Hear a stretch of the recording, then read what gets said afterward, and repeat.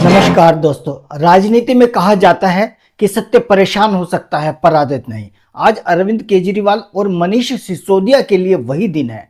लेकिन इससे पहले कि हम आज की बड़ी खबर पर आए, थोड़ा पीछे चलते हैं।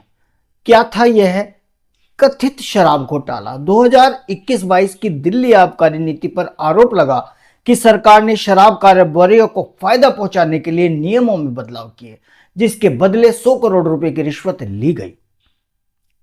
इसी आरोप में ईडी और सीबीआई ने अरविंद केजरीवाल को मुख्यमंत्री रहते हुए गिरफ्तार किया, मनीष सिसोदिया को महीनों जेल में रखा और आम आदमी पार्टी को भ्रष्ट घोषित करने की पूरी कोशिश हुई। लेकिन आज राउज एवेन्यू कोर्ट ने एक ऐसा फैसला सुनाया कि जिसने दिल्ली से लेकर केंद्र तक हड़कंप मचा दिया।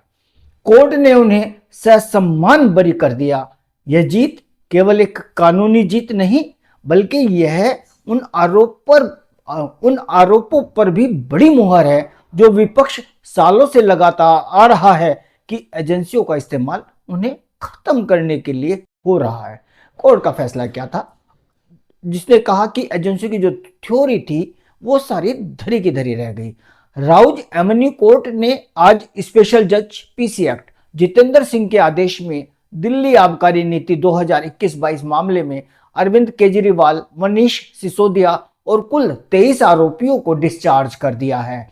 यह फैसला सीबीआई की चार्जशीट पर संज्ञान लेने से इनकार करते हुए आया है। यानी कोर्ट ने कहा है कि आरोपियों के खिलाफ कोई भी प्राइमा फेसिया केस नहीं बनता है, यानी कि प्रथम दृष्टया कोई मामला नहीं बनता है, इसलिए ट्रायल की भी जरूरत नहीं है। यह डिस्चार्ज सीआरपीसी की धारा 227 के तहत हुआ, जहां कोर्ट चार्ज फ्रेम करने से पहले देखता है कि क्या पर्याप्त सामग्री है या नहीं। अगर नहीं तो आरोपी को डिस्चार्ज कर दिया जाता है। अब आपको डिस्चार्ज और बरी में भी फर्क समझना चाहिए। बरी ट्रायल होने के बाद होता है, जबकि डिस्चार्ज ट्रायल शुरू होने से पहले ही केस खत्म कर दिया जाता है। जो अभी तक निकल कर आया है उसके अनुसार मुख्य कानूनी आधार और कोर्ट के प्रमुख निष्कर्ष जो मैं बताना चाहूंगा आपको। कोर्ट का आदेश में सीबीआई को कड़ी फटकार हुई है। क्या मुख्य बातें रही? कोर्ट ने कहा कि कोई ओवर आर्किंग कॉन्स्पिरेंसी या क्रिमिनल कंटेंट नहीं है। अपने आदेश में कोर्ट ने कहा there was no overarching conspiracy और criminal intent in the excise policy. मतलब नीति निर्माण में संस्थागत और प्रशासनिक विचार विमर्श हुआ, कोई आपराधिक साजिश नहीं। आरोप मेयर कंजक्चर, मतलब केवल अनुमान के आधार पर है, कोई ठोस सबूत उनके पास नहीं है। केजरीवाल के खिलाफ कोई ठोस सबूत नहीं कि उन्होंने रिश्वत ली, सुविधा दी या कोई आर्थिक लाभ प्राप्त किया। कोई दस्तावेजी या इलेक्ट्रॉनिक प्रमाण भी नहीं दिया।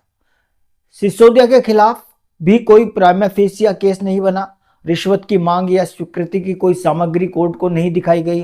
कुल मिलाकर कोई ब्राइब या बदले में कोई फायदा या अनलॉफुल एनरिचमेंट साबित नहीं हुआ। सीबीआई ने गवाह पर भी आलोचना करते हुए कहा कि सीबीआई ने सरकारी गवाह के स्टेटमेंट को अनइम्पिचेबल ट्रुथ, यानी कि अविश्वसनीय रूप से सत्य मान लिया है बिना किसी जांच के।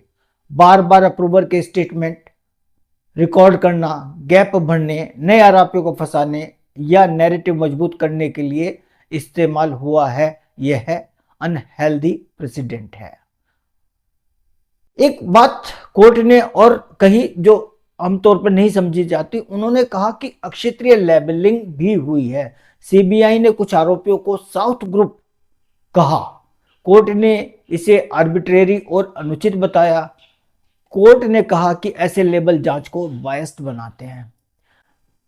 कोर्ट ने यह भी कहा कि शराब नीति से किसी को निजी लाभ या राज्य को नुकसान, ऐसा कुछ नहीं हुआ। कोर्ट ने स्पष्ट किया नीति से प्राइवेट पार्टी को कमर्शियल गेन या राज्य को वित्तीय नुकसान होना अकेले करप्शन नहीं बनाता, जब तक करप्शन या अनलॉफुल एनरिचमेंट का प्रमाण ना हो। सीबीआई पर बहुत सारी गंभीर टिप्पणियां इस कोर्ट ने की। उन्होंने कहा कि जांच प्री मेडिटेटेड एंड कोरियोग्राफ्ड, पूर्व नियोजित और निर्देशित थी। कोर्ट ने सीबीआई के जांच अधिकारी के खिलाफ डिपार्टमेंटल इंक्वायरी के भी आदेश दिए। अब कानूनी रूप से क्या प्रभाव होगा?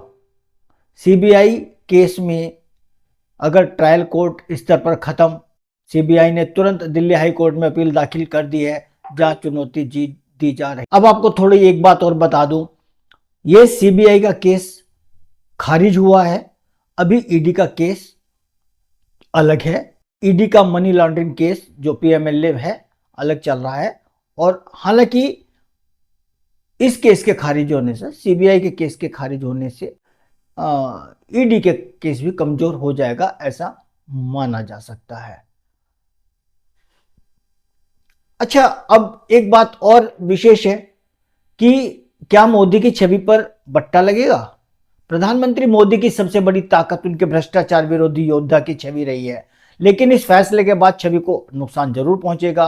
अगर जनता के मन में यह घर कर गया कि सरकार ने अपनी शक्ति का इस्तेमाल एक निर्दोष मुख्यमंत्री को जेल भेजने के लिए किया, तो मोदी जी की साख को जरूर झटका लगेगा। नैतिक हार जरूर है, राजनीतिक रूप से यह बीजेपी के लिए एक शर्मनाक पल है। अब बीजेपी के लिए भ्रष्टाचार को चुनावी मुद्दा बनाना मुश्किल होगा, क्योंकि केजरीवाल अब कोर्ट द्वारा प्रमाणित ईमानदार बनकर उभरेंगे।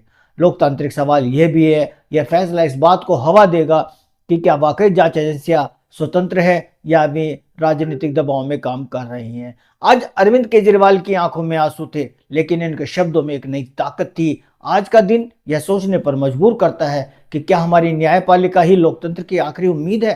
क्या आपको लगता है इस फैसले के बाद मोदी सरकार की छवि पर असर पड़ेगा?